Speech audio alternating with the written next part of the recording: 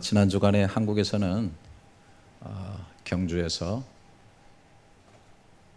규모 5.8의 강진이 있었죠. 1978년부터 그 지진을 계측한 이후에 가장 큰 규모의 지진이 발생했다고 합니다. 경주, 대구 쪽은 진도 한 6 정도, 그리고 창원, 울산, 부산 이런 쪽은 한 5 정도의 느낌을 가졌다고 하는데요. 진도 6은 큰 집의 가구가 움직일 정도의 지진이라고 그러고, 5 정도 되게 되면은 그릇이 떨어져서 깨진다든지 담이 무너진다든지 그런 정도라고 얘기를 합니다.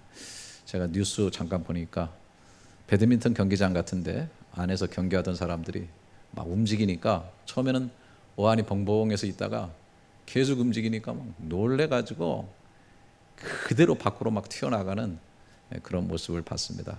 얼마나 놀랬겠습니까? 기와장이 막 깨져가지고 차를 덮쳐서 차가 다 깨지고 담벼락들이 다 금이 가가지고 또 무너진 데도 있고 정말 위험한 그런 순간들이었습니다. 기상청에 의하면 그 이후 5일어간에도 300회 이상의 크고 작은 여진이 있었다고 그렇게 얘기를 합니다. 다행히 이번 지진은 그 진원지가 굉장히 깊어가지고 인명 피해는 많지 않았지만은 이제 앞으로가 굉장히 문제입니다. 과거에 그 동일본 지진 9.0의 지진이 와가지고 몇만 명의 사람들이 죽고 또 원전까지 큰 피해를 입어서 지금도 그 피해를 입고 있는데, 그때도 많은 학자들이 한국에도 지진이 올 것이다 그렇게 얘기를 했습니다. 더불어서도 백두산도 폭파될 가능성이 있다. 정말 백두산이 폭파되어서 북한의 핵과 이렇게 같이 터져버리면은 걷잡을 수 없는 그 한반도에 재앙이 온다라고 하는 것이죠. 이번 전문가들이 모여서 얘기하는 걸 제가 가만히 귀담아 들어보니까 앞으로 한국에는 6도 이상의 지진이 오게 될 것이다 라고 그렇게 얘기를 합니다. 적어도 7, 8 정도 되게 되면은 아마 굉장히 많은 피해와 희생당하는 그런 일들이 생기지 않을까 그렇게 생각이 되어서, 이제는 우리도 절대 지진의 안전지대가 아니라는 그런 생각을 가지고 지진에 대해서 국가적으로 대비하고 또 준비해야 될 그런 때가 아닌가 그런 생각을 해봅니다. 지진이 왜 생기는가? 과학적인 대답은 그렇습니다.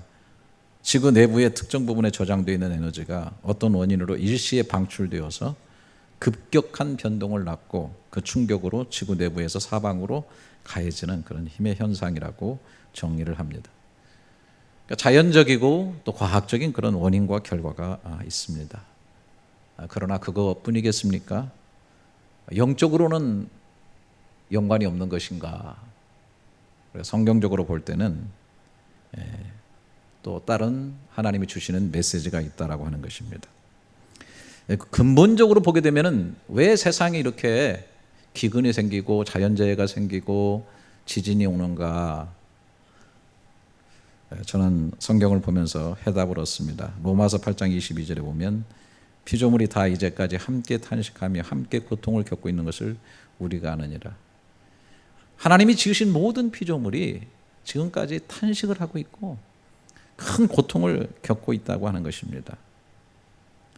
그러면서 구속의 그날을 기다리고 있다, 구원의 그날을 기다리고 있다고 하는데요. 이건 뭐냐면 많은 사람들이 자연재해라든지 그런 그 기근이라든지 이런 걸 만나고 하나님을 원망하는 사람들이 많이 있습니다. 하나님이 살아계시다면 왜 이런 일이 있는가? 근데 하나님께서 세상을 원래 만드실 때는 굉장히 완전하게 만드셨습니다. 그래서 세상 만드셨을 때 보시기에 좋았더라 그렇게 얘기를 했고, 마지막에 사람까지 만들어 두시고는 보시기에 심히 좋았더라 그랬어요. 토브라고 하는 말을 썼는데 excellent, very good 그런 것입니다. 그래서 세상은 정말 완전하게 너무나 좋게 선하게 그렇게 이제 다 지어진 거죠. 그런데 그 문제의 진원지는 사람에게 있죠. 가장 그 모든 것을 다스리고 그 모든 것의 중심이 되게끔 지어진 사람이 하나님과의 관계가 파괴된 것이죠. 그래서 여러분 잘 아시는 대로 하나님의 약속을 어기고, 그러면서 하나님께서 그에게 심판을 하시게 되는데, 창세기 3장 17절에 아담에게 이르시되 내가 내 아내의 말을 듣고 내가 내게 먹지 말라 하는 나무의 열매를 먹었은즉 땅은 너로 말미암아 저주를 받고 너는 내 평생에 수고하여야 그 소산을 먹을 것이다. 땅이 내게 가시덤불과 엉겅퀴를 낼 것이다. 내가 먹을 것은 밭의 채소인즉, 이렇게 되어 있습니다.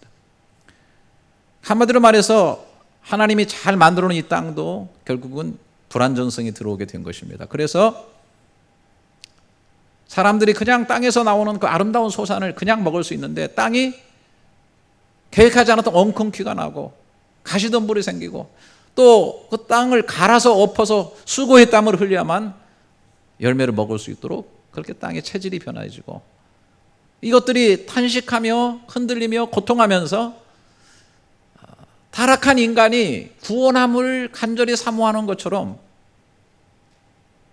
하나님이 지으신 모든 피조물도 하나님의 구원을 기다려서 새하늘과 새 땅을 바라보면서 그런 그 탄식과 신음을 하고 있다라고 하는 것입니다.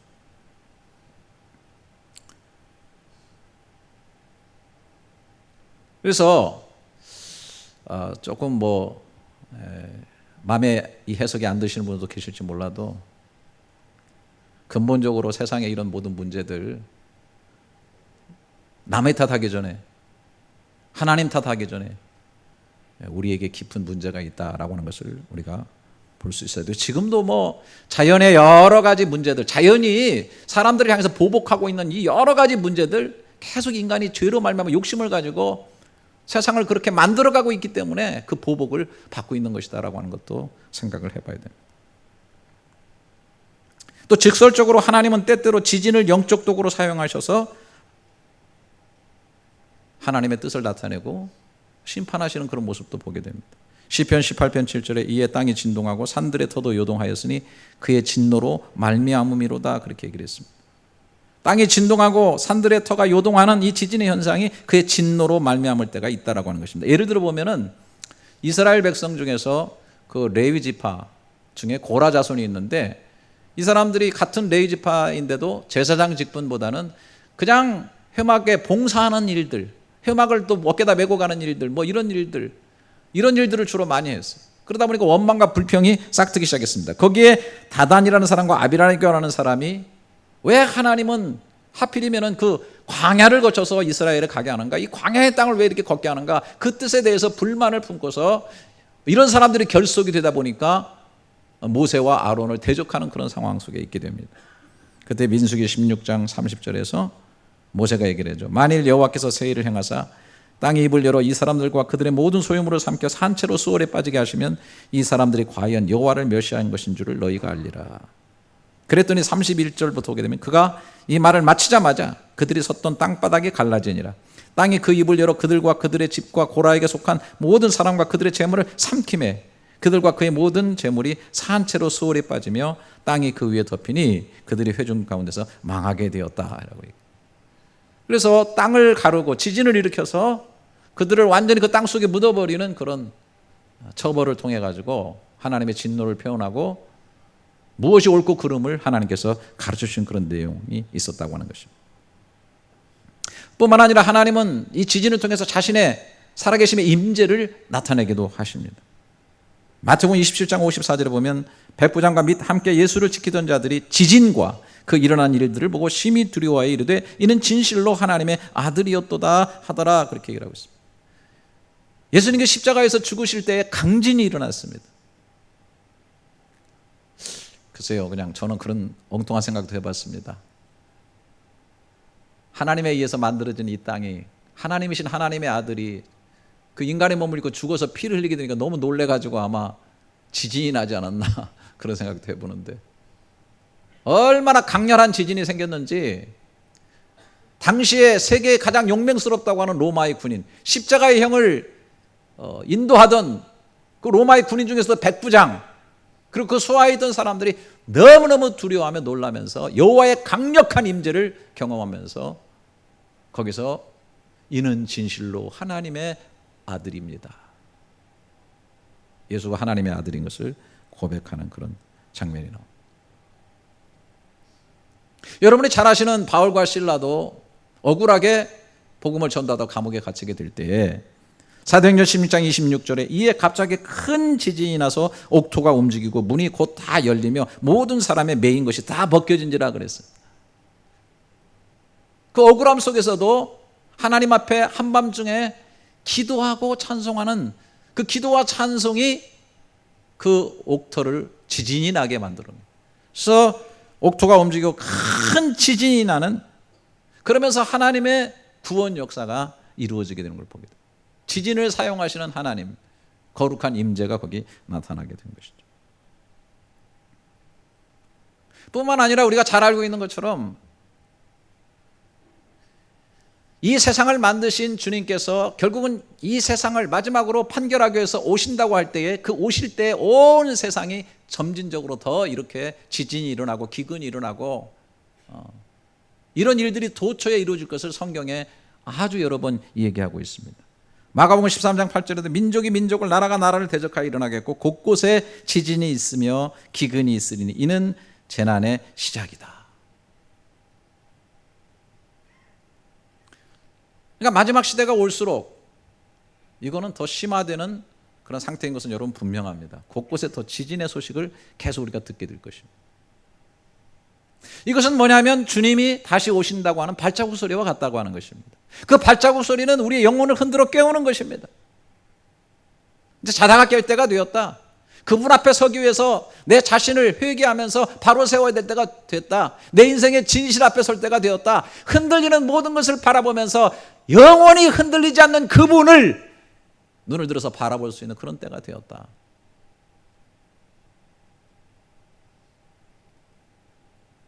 그래서 지진은 주님이 오시는 발자국 소리고 우리 영혼의 신앙의 본능을 깨워주는 경고의 메시지가 될 수 있다고 하는 것입니다. 여러분 잘 아시는 대로 지진이 일어나기 전에는 많은 동물들이 그것을 먼저 감지하고 움직이는 것을 바라보게 됩니다.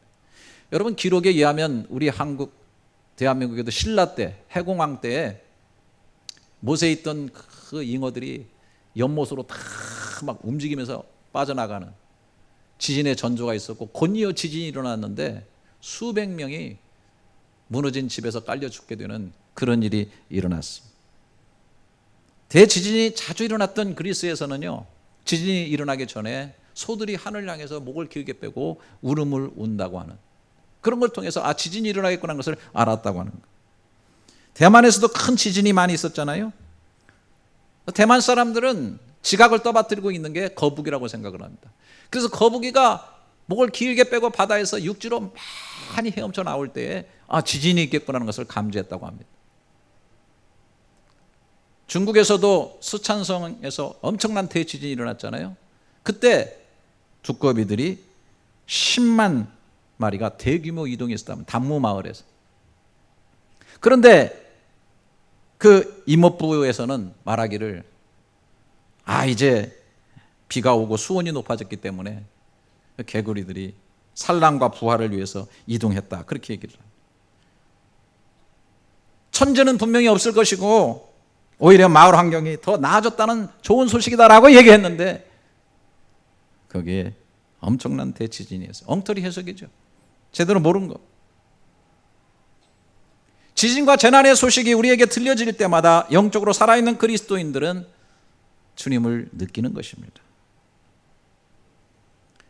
회개할 것을 회개하고 땅이 흔들리고 삶이 흔들릴 때 나 자신에 붙어있던 사치하고 잘못되고 무거운 짐들을 다 흔들어서 떨어져 버리고 영원히 흔들리지 않고 변치 않는 주님을 향해서 소망과 관심을 갖게 된다고 하는 것입니다.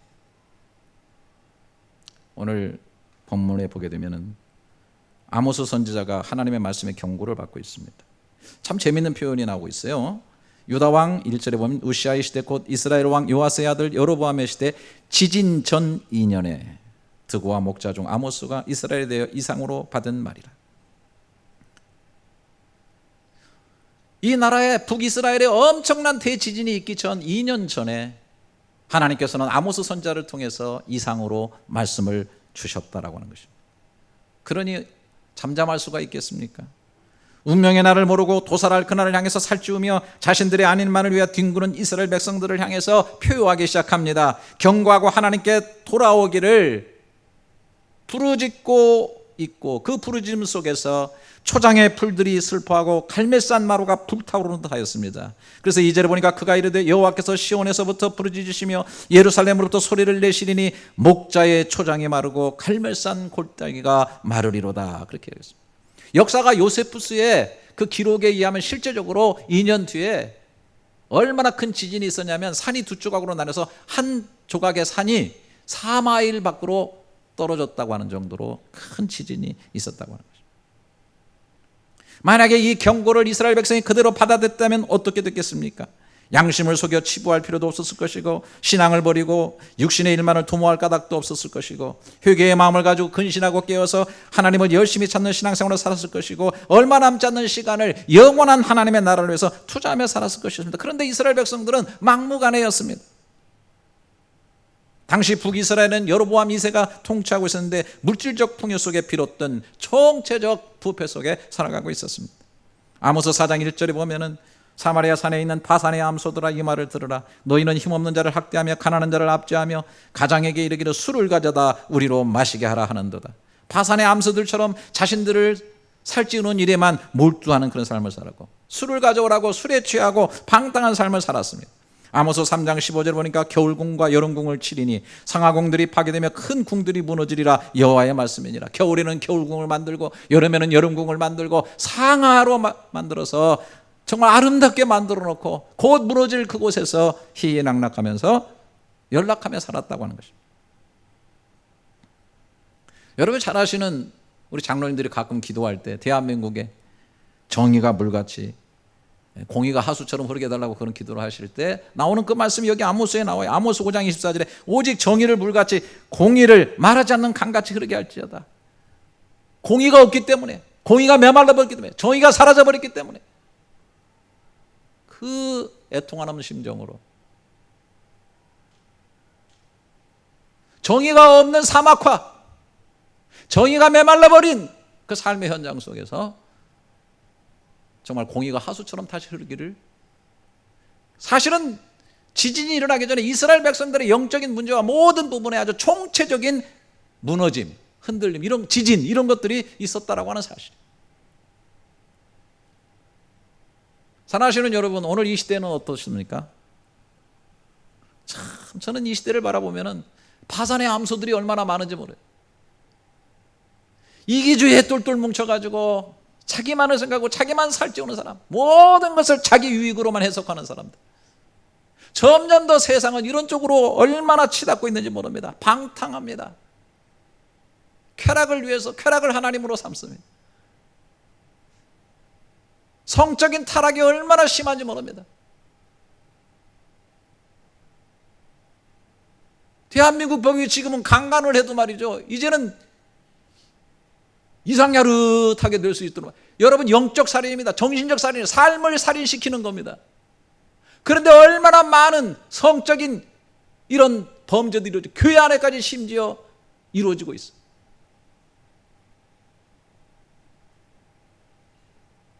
여자 화장품을 만들어가지고 수백억 개를 한 무슨 기업의 회장 얼간이 같은 친구는 그것도 모자라서 무슨 도박을 한다고 가가지고 도박을 하다가 그걸 숨기려고 사법부에다 돈을 막 뿌려대는데 몇십억씩 막 뿌려대가지고 사법부가 저 위에 수장부터 다 흔들흔들해가지고 사람들의 마음속에 대한민국에 공의가 있는가? 정의가 살아있는가?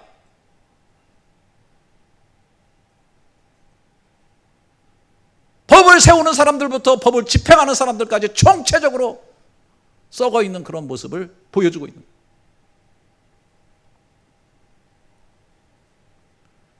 북한이 5차 핵실험을 했어요. 여러분 계속해서 미사일을 지금 쏘아 올리고 심지어 잠수하면서도 쏘아 올려가지고 성공했다고 지금 날리고 거기다 이제 핵탄두 딱 실어가지고 쏘아 올리면은 어디서 쏘아 올릴지 모릅니다. 겨우 지금 미국을 의존해가지고 사드를 뭐 설치해야 되는데 해느니 말아야 되느니, 여기서는 되느니 저기서는 안 되느니, 다 일리 있고 옳은 말 같은데 문제는 뭐냐면 우리가 딱 흔들 하고 있다고 하는 거예요. 여러분, 전쟁이 일어나가지고 수없이 쏘아대면은 막을 수 있는 건 막을 수 있겠지만은 공중에서 막는다고 합시다. 어디 가서 떨어져가지고 어떻게 됩니까? 한두 개라도 떨어지면요, 핵탄두 하나만 떨어지면 수십만 명이 그냥 죽습니다. 그 피해는 이루 말할 수 없습니다. 경제는 무너집니다.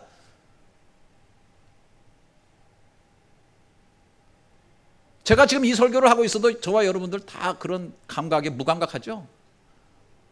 또 밖에 나와 있으니까 대한민국 어찌됐든 여러분 직접적인 영향이 있습니다.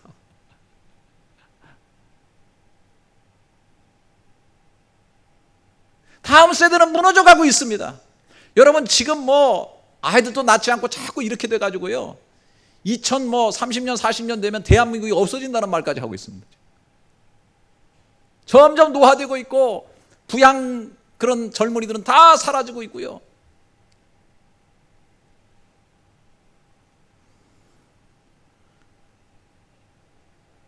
가장 핵심적인 것은, 이게 아전인수격 해석인지 여러분 모르겠지만은 성경적으로 바라볼 때는 하나님의 말씀이 지금 무너지고 있기 때문에 총체적으로 무너지고 있다. 아모스서 8장 11절에 이렇게 말합니다. 주 여호와의 말씀이니라. 보라, 날이 이룰지라. 내가 기근을 땅에 보내리니 양식이 없어 주림이 아니며 물이 없어 가람이 아니니 여호와의 말씀을 듣지 못한 기갈이니라. 이거 좀 조절 좀 해주세요. 좀 줄여주세요. 목소리 답은 또 큰데 또 이것까지 크게 해놓으니까 삑삑 소리가 나네. 죄송합니다.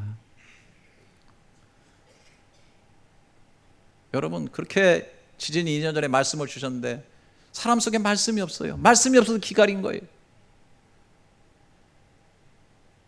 여러분, 오늘날 한국 교회도 얼마나 많고 강대상에서 수많은 말씀이 쏟아진다고 하는데 정말로 하나님의 말씀이 선포되고 있느냐는 거예요.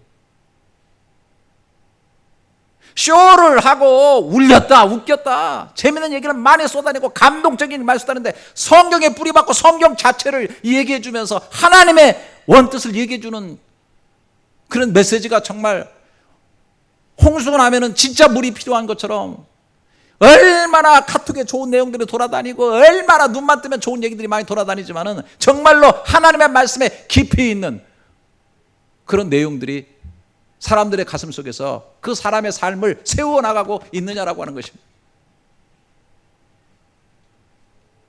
막 좋은 것도 막 물에 타서 희석이 돼가지고 말이죠,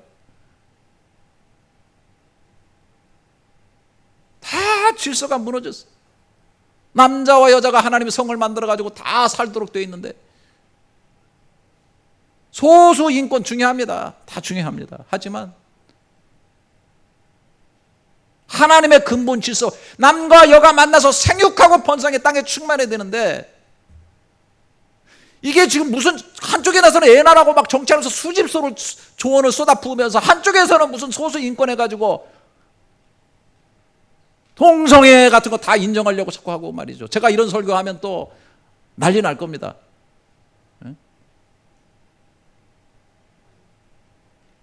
하나님의 말씀이 기갈이 들었고 말이죠, 너무 황폐해져. 그래서 총체적인 사회 문제가 일어나게 되는 겁니다.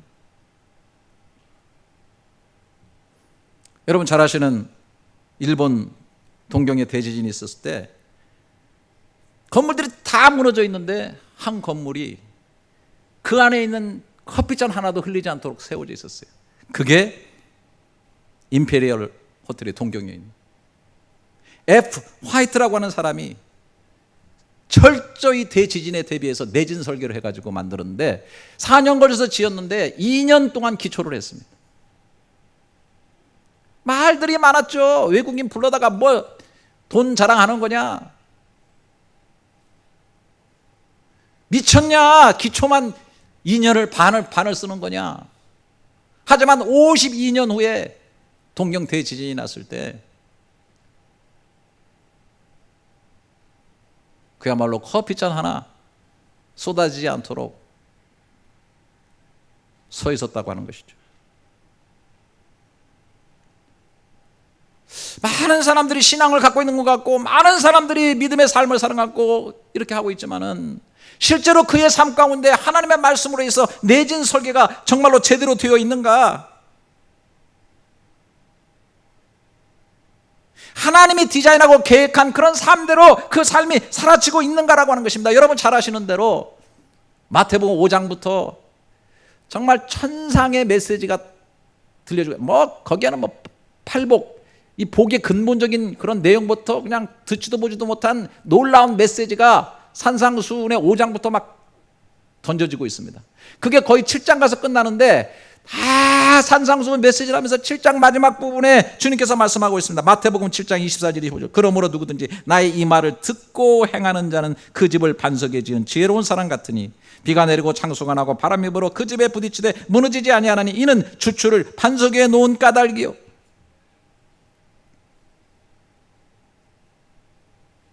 다 인생은 집 짓는 것 같은 삶을 살아갑니다. 그래서 뭐 건축가, 뭐 예술가, 종교가 가짜를 붙여줍니다. 정치를 잘하는 사람은 정치의 집을 잘 지었다고 정치가라고 불러주는데 그 집을 다 지었는데 세상이 흔들흔들 하다 보면 다 무너진다는 겁니다. 경제가도 말씀의 내진 설계에서 말씀의 반석 위에 지어야 됩니다. 여러분 사업가도 말씀의 반석 위에 세우시기를 주님의 이름으로 축원합니다. 네.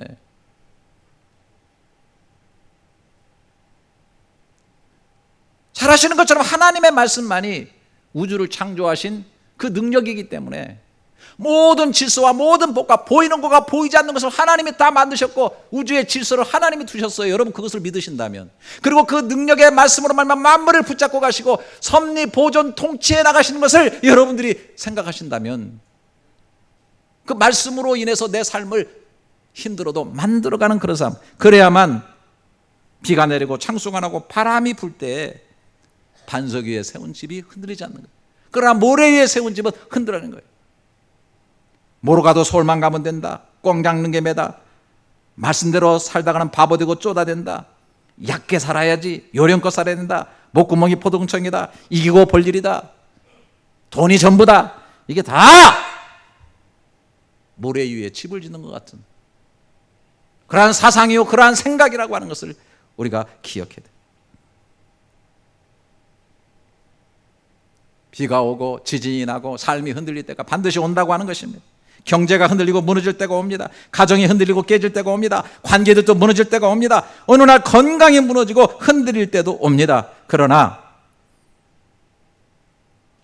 말씀으로 내진 설계가 잘 되어 있고 타박타박 하루하루를 그 말씀 위에 쌓아가고 진짜 말씀의 진실 앞에 서서 순종하며 살아가는 삶은 흔들리지 않아요. 여러분 흔들어 보면 그 사람을 다 압니다. 컵도 흔들어 보면 속에서 올라오는 것들이 다 건덕지가 올라옵니다. 속에 들어왔던 거 다 겉에 볼 때는 좋은 것 같은데 한번 흔들어 놓고 보면 다 나오다 다 나와. 제가 늘 그런 얘기를 하는데 옛날에 저쪽 어느 교회에 있을 때 애들 가르치는 교육실에서 가스통에 불 붙었어요. 확 불이 붙으니까 제가 용감에 달려가서 불을 끈 게 아니라 도망갔어요. 너무 놀라가지고. 하여튼 그때 저하고 손잡고 도망간 권사님, 그래도 그 권사님이 그러더래. 놀래서 도망치긴 했지만 정신을 차려가지고 애들 피해야 된다 그러면서 뛰어들어가는데 가스통을 뭐 할 생각은 안 하고 애들 챙기라고 막 소리 지르면서 날뛰었죠. 그랬더니 여자 선교사 하나가 옷을 딱 벗더니 그걸로 통을 다 감싸 안아가지고 불을 껐는데 저를 얼마나 쪽팔리게 만들었는지. 그때 제가 결심한 거였어요. 사건이 터지면 사람은 알구나. 이 무슨 목자라고 제가 얼마나 형편없는 목자인 걸 그때 생각. 그래서 늘 그런 시츄에이션을 상상합니다. 인생에 흔들릴 때가 오고 문제가 생길 때 나는 어떤 태도를 취할 건가? 내가 죽음 앞에 설 때 나는 어떤 모습을 보일 것인가? 그것이 가장된 것이 아니라 지금부터 말씀 안에서 훈련하는 나의 삶이 되어야 되겠구나. 그래야 부끄럽지 않겠구나.